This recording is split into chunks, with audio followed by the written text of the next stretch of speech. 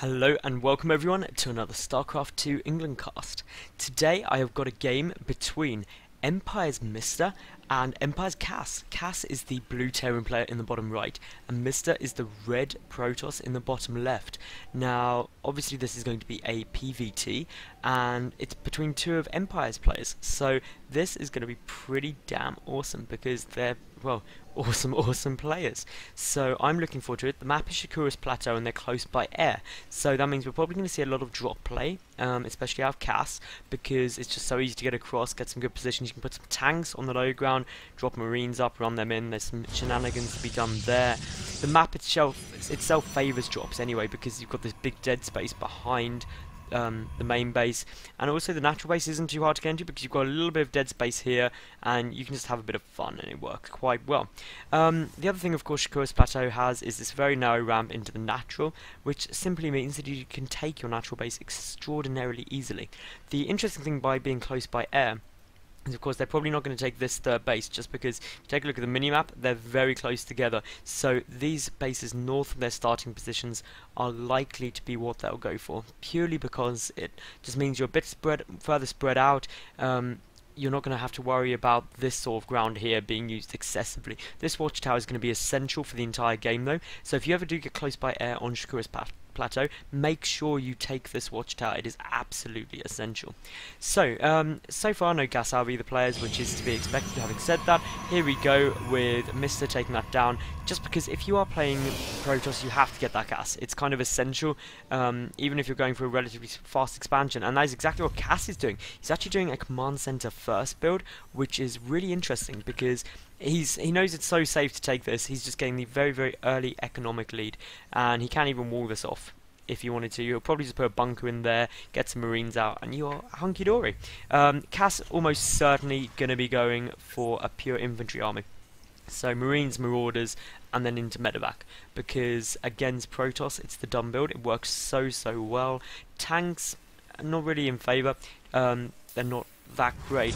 Meanwhile, Mista, well, there's lots of different options. Ultimately, his early game isn't too important. It's what he does sort of the mid and late game. His two major options are obviously High Templar or Colossus, because Colossi are splash damage units, High Templar with Storm, very effective. You can also do quite a lot with charge lots and Archons, and there's just a lot of things that can go on, but basically it's probably going to be either Colossi or High Templar, depending on what Mista is personally comfortable with. Now, this probe did manage to dupe out Kas there, and is going to make its way back in. Obviously, knowing this command center comes down is a big tell, and it means Mista can very quickly get up his own natural base without having to worry about too much. And this I absolutely love. Mista sending over that first zealot, because, well, he knows that Kas went for that super early expansion, so why not punish it? He's not going to have any units out. For that timing of the command center, had to be a command center first, so the barracks is going to be late, but we will see here, Kas is getting up 3 racks straight away, and once those marines start coming out, it's not going to be at all of a problem to deal with that zealot, especially when that second one pops. If anyone's played Blizzard Masters, you know you can just kite zealots all day long with 2 marines if you've got the APM for it, but unfortunately the zealot is controlled by Mista and not the computer, so that might make it a little bit harder.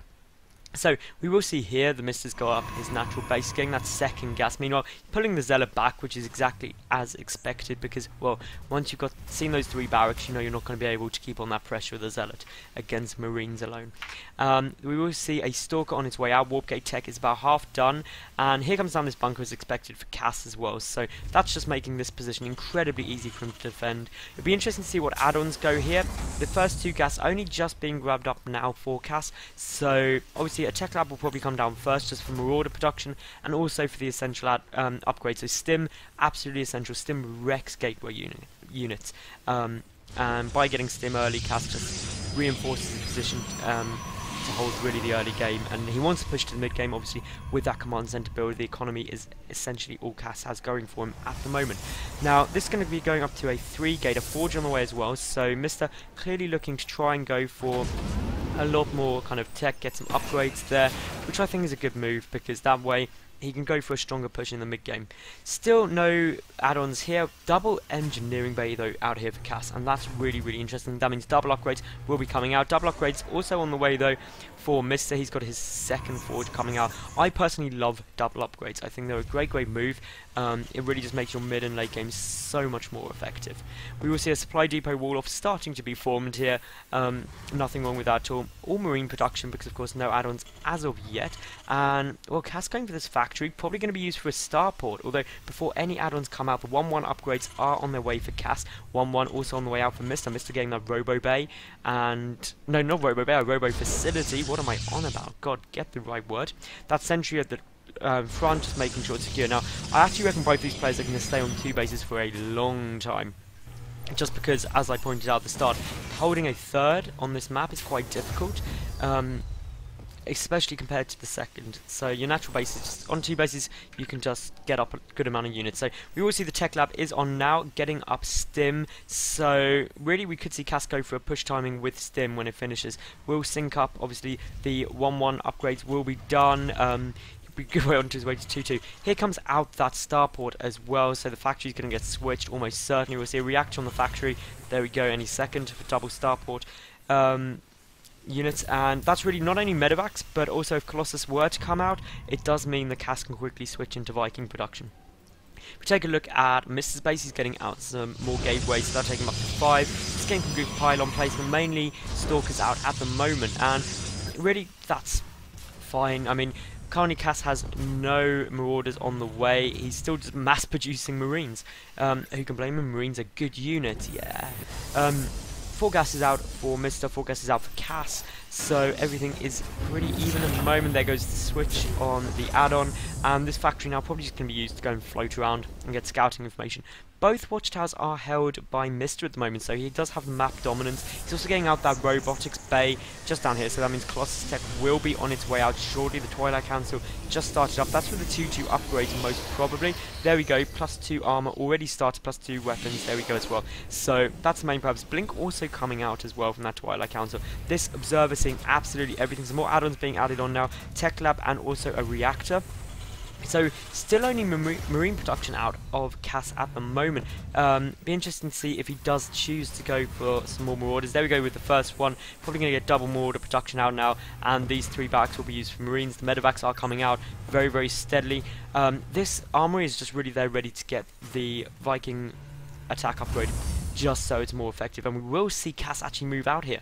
And this is just a very, very sizable force of Marines. Stim is just finishing. They are 1-1. 2-2 won't be done by the time this push hits, but combat shield will be pretty close. So obviously Kas does have the option of just waiting. He may use those drop sips to drop up, but obviously these observers are seeing absolutely everything. I love the way Mr.'s got a couple of observers around just to know exactly what's going on and see everything. So, one Marine is going to go up here to check for that 3rd base, because really that's what Kas is concerned about. He is building his own 3rd base at the moment, looking like he wants to float it down here actually. And basically if he knows that Mr. doesn't have a 3rd, he knows a big 2 base push could be coming in.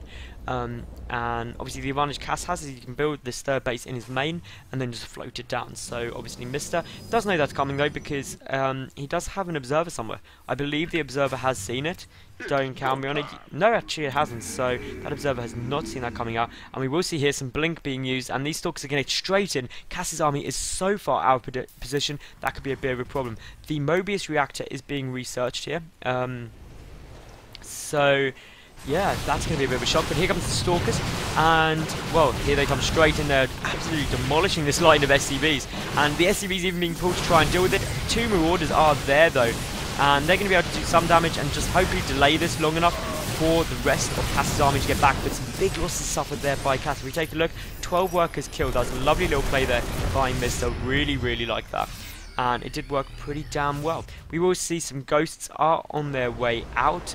And well, the Mobius reactor is nearly finished up now.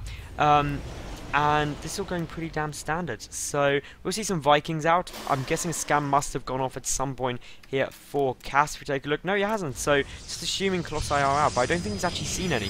So that's a bit of a assumption by getting those Vikings, but obviously means he's going to be in a great position going in. Supply counts are so equal. Kas now just taking his 3rd base, and it's actually landed, whereas Mr. only just started production of his 3rd base. So still, Kas is going to be very, very nicely ahead in the economy. It's actually going to be 3 Marauder production and, well, 4 Marines at a time. So it's pretty standard out of Kas getting up a nice ball of, well, army. 2-2 upgrades done for both players. 3-3 already started though for Mr. So that means he will have the advantage going into the late game, especially if Kas doesn't start those 3-3 soon.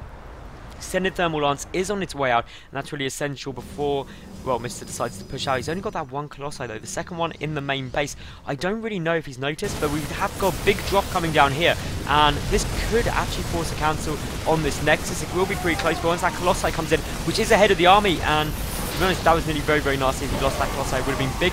But it looks like a lovely play here by Kas, and he's just going to sandwich in all of this Protoss army, trap it up at the third base. But the Colossi is doing a lot of damage until it gets taken out, and that's really why you need that extended Thermal Lance. And now, well, look at this army get completely shredded, and there's the GG from Mr. So, I hope you did enjoy that game. Kas just giving us a masterclass on how to execute TVP.